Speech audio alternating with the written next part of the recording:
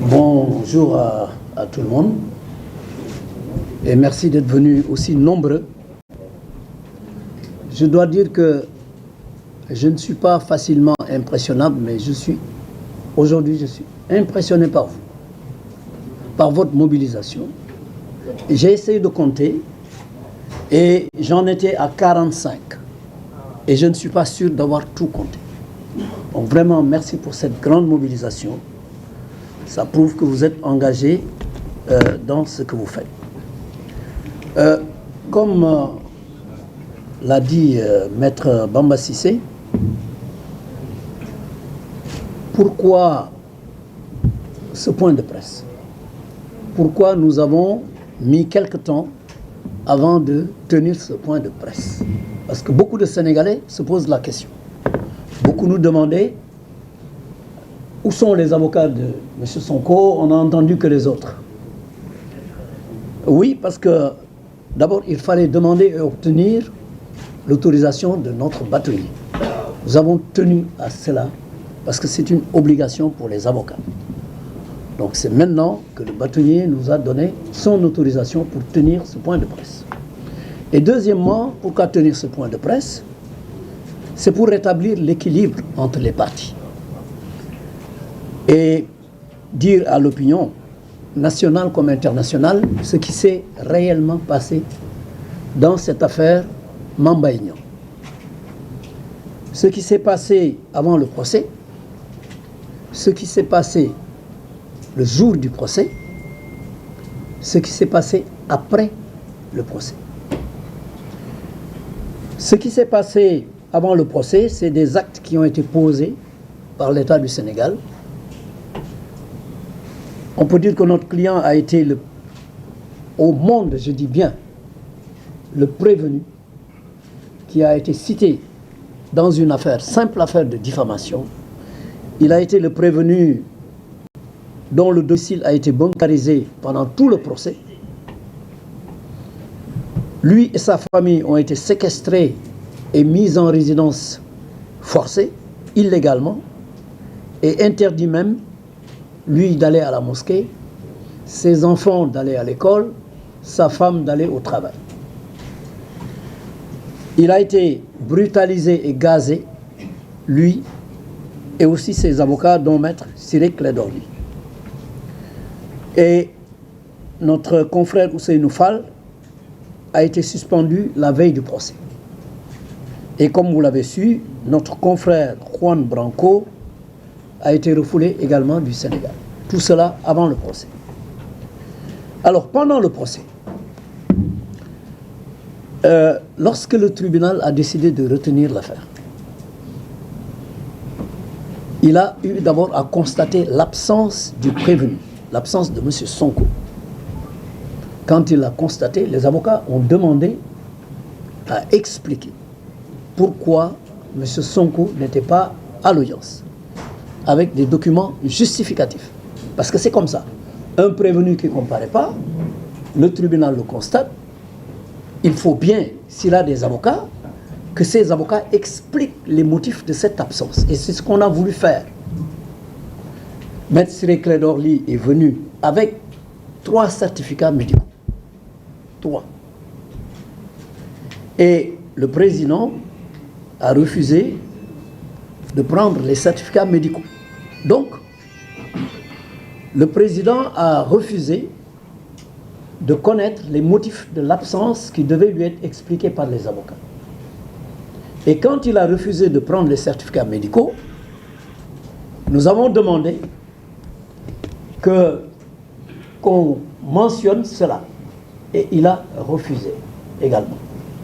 Qu'on le mentionne sur le plumitif d'audience. Parce que le plumitif, c'est un peu le procès verbal, c'est ce qui retrace tout. Il a refusé. Mais heureusement, fort heureusement, le greffier qui est un professionnel a mentionné que le président a refusé de prendre les certificats médicaux. Or, avec ces certificats médicaux, les avocats avaient décidé d'invoquer l'article 403 du Code de procédure pénale,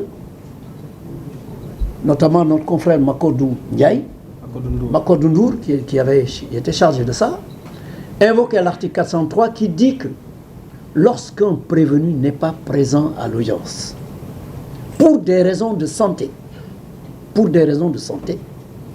et s'il y a des raisons graves qui font qu'on ne peut pas renvoyer l'affaire, le président doit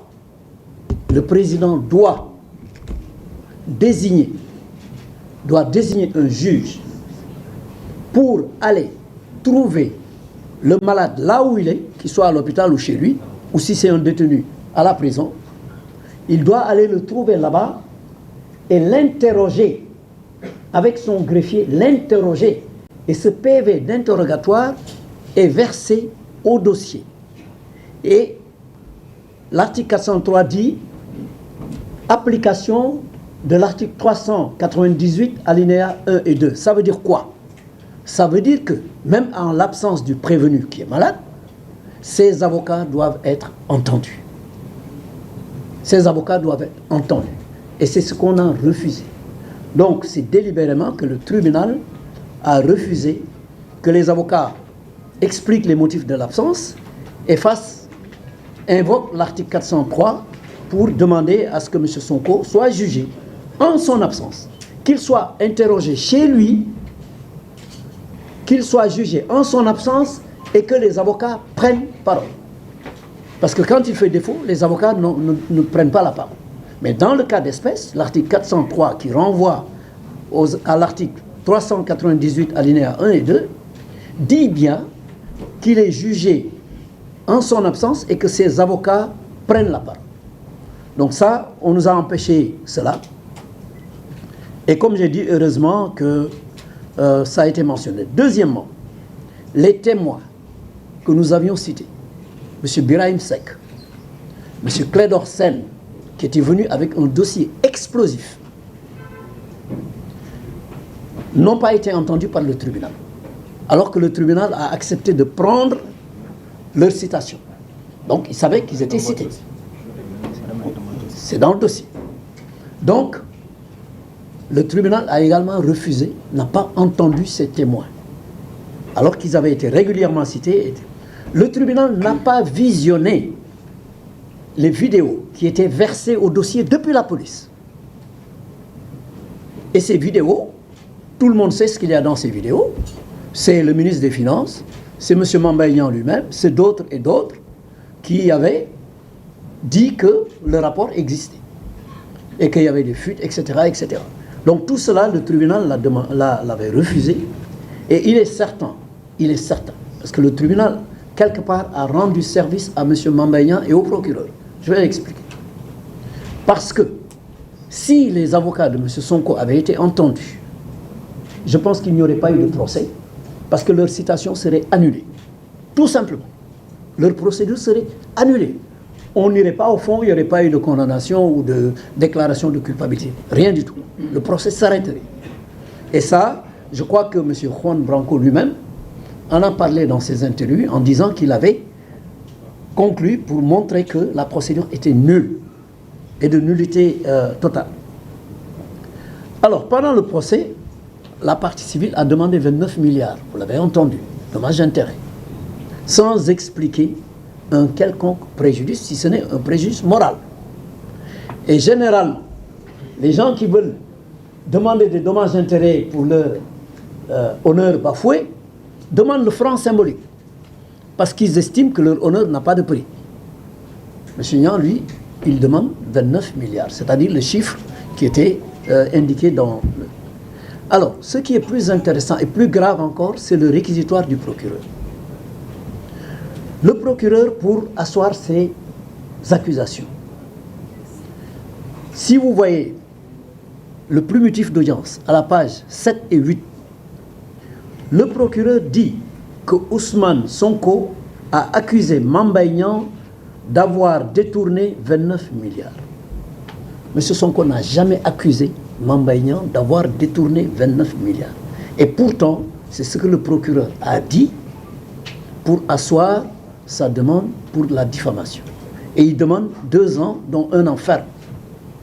Pour ça, il dit qu'il a accusé Mamba Niang d'avoir détourné. Ensuite, il dit il y a des éléments de faux. Il y a des éléments de faux car Ousmane Sonko a évoqué un rapport qui n'existe pas et qui serait sur Internet. Voilà l'accusation. Il dit que Ousmane Sonko a évoqué un rapport qui se trouverait sur Internet mais qui n'existe pas. C'est le procureur qui parle. Et pour ça, il dit qu'il y a un faux. Heureusement que le juge, dans son jugement, lui a répondu qu'aucun document n'a été versé qui prouve qu'il y a un faux et donc l'a relaxé pour le faux. Ça, c'est important à savoir. Ensuite, pour ce qui est des injures, il dit simplement, il y a aussi injure car il l'a traité de menteur. Il l'a traité de menteur. Donc pour lui, voilà les injures. Le procureur qui parle. Et le juge, là aussi, lui répond en lui disant, ça ne signifie pas une insulte. C'est pas une insulte. Voilà ce que le juge a dit. Donc ça montre l'inconsistance des propos du procureur, qui a pourtant demandé non seulement un emprisonnement ferme, qui a demandé un mandat d'arrêt, qui a demandé que le juge se prononce sur le siège, ce que le juge a fait d'ailleurs. Donc, cela prouve, et on n'a jamais vu ça dans une affaire de diffamation où le juge le procureur requiert une peine ferme. On ne l'a jamais vu. Donc, ce procureur hors du commun, ce jour-là, manifestement, était en mission, et sa mission n'est pas terminée. Sa mission n'est pas terminée parce que le même jour du jugement, lorsque le jugement a été rendu, il a fait un soit transmis, numéro 334, pour faire appel du jugement, dans toutes ses dispositions. Dans toutes ses dispositions. Il a donc fait appel contre ce jugement. Alors, évidemment, ça, c'est du jamais vu dans les annales de l'histoire surtout la condamnation de 200 millions. On n'a jamais vu ça. Moi, depuis plus de 30 ans, et Cheikh Khoureyshiba peut me témoigner, je faisais des citations directes pour diffamation et injure. Notamment pour le président Wade, que je défendais à l'époque. Et j'avais en face de moi souvent Cheikh Khoureyshiba. Jamais, on a alloué plus de 10 millions, ou même 5 millions, ou 2 millions, ou 1 million, ou 500. Et il y a beaucoup qui demandaient le franc symbolique parce que l'honneur n'a pas de prix. Mais 200 millions, c'est du jamais vu. Et le juge, dans sa motivation, quand vous verrez le jugement, parce que le jugement, les gens le verront, ça a été très laconique et vraiment pas motivé. Mais malgré ça, encore une fois, il faut regretter que les témoins n'aient pas été entendus, parce que si les avocats de Ousmane Sonko, comme je l'ai dit, avaient pris la parole, il n'y aurait pas eu de procès. La procédure aurait été déclarée nulle. Mais si les témoins, surtout Clédor Sène et Birahim Seck, si ces témoins avaient été entendus, et le juge aurait dû les entendre, s'ils avaient été entendus, ça aurait été le procès de Mamba Niang sur le Prodac. Tellement il y a des documents qui auraient été produits. Je crois que ça c'est important à savoir. Maintenant, après le procès, on a vu M. Mamba Niang sortir du palais de justice en criant victoire. En criant victoire, en disant que la justice l'a blanchi. Tout le monde sait que la justice ne l'a pas blanchi. Parce que ce procès, ce n'était pas un procès pour blanchir quelqu'un, notamment du Prodac. Donc il a dit que non seulement la justice l'a blanchi, et ça il l'a dit devant vous, mais il a remercié, félicité ses parents, ses amis, etc. et félicité la justice. Et même son avocat, Maître Sûr, a félicité le Sénégal pour sa justice. Donc voilà M. Mamba Niang, le jour du procès. Très curieusement, dès le lendemain, avant même qu'il ne fasse son point de presse, il avait déjà fait appel contre le jugement en toutes ses dispositions. C'est important de savoir. On lui alloue miraculeusement 200 millions qu'il avait même commencé à distribuer en disant j'ai donné, à répartir en disant j'ai donné une partie aux Dara, je vais donner une partie aux victimes de ceci, cela.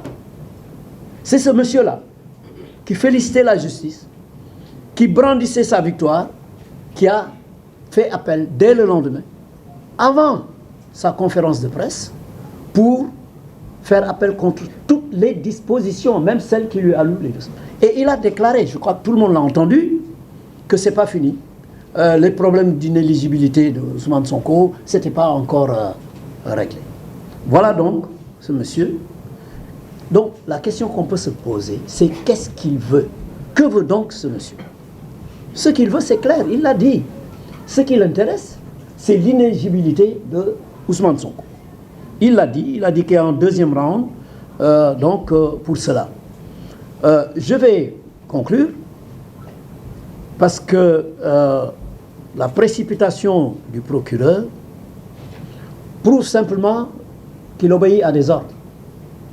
Parce que ce qu'il a fait, ce n'est pas du tout habituel. On n'a jamais vu ça. Il obéit à des ordres, c'est normal. Il a sa hiérarchie, il y a le parquet général, il y a le ministère, et il y a peut-être la présidence, mais il obéit aux ordres. Parce que ce qu'ils veulent, ces gens, ils veulent une aggravation de la peine. Vous avez vu que Mamba Niang, même les 200 millions, il n'en veut pas. Ce qu'ils veulent, c'est une aggravation de la peine pour que M. Sonko soit inéligible.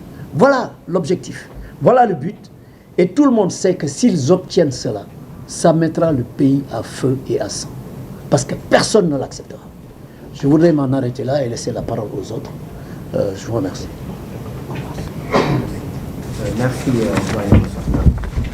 La parole est à Maître Amadou Diallo.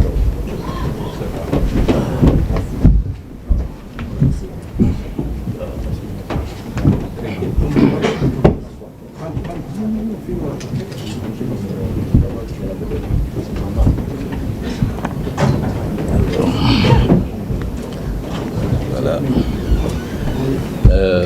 Bonjour, bonsoir à tout le monde. À l'instar de mon excellent confrère et doyen Maître Massokhna Kane, eh bien, j'apprécie